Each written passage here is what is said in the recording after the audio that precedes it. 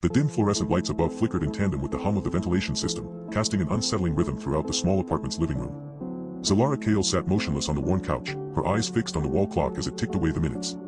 She hadn't slept well last night, and this morning's coffee had done little to alleviate the fatigue that weighed heavily in her chest.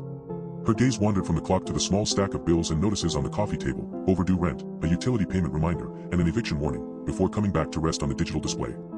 The phone on the kitchen counter buzzed with an incoming text message, breaking Xylara's concentration.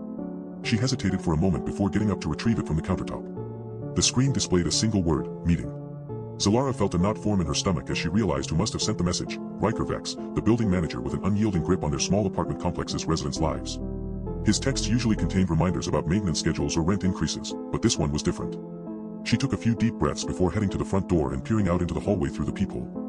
Riker stood there, his expression unreadable behind a mask of calm professionalism.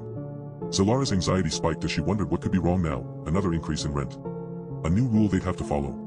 As she opened the door to let him in, Riker nodded curtly and stepped inside, his eyes scanning the apartment before coming back to rest on her face. Xylara Kael, I need to speak with you about your participation in our building's community events, he said, his voice firm but controlled. We've noticed some discrepancies in your attendance records. A chill ran down Xylara's spine as she sensed the true purpose behind Riker's visit.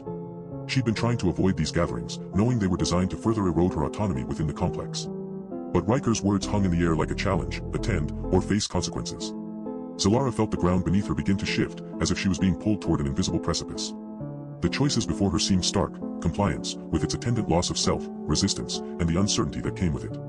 The decision wouldn't be hers to make alone, though. Riker Vex had other plans in store for Xylara Kael.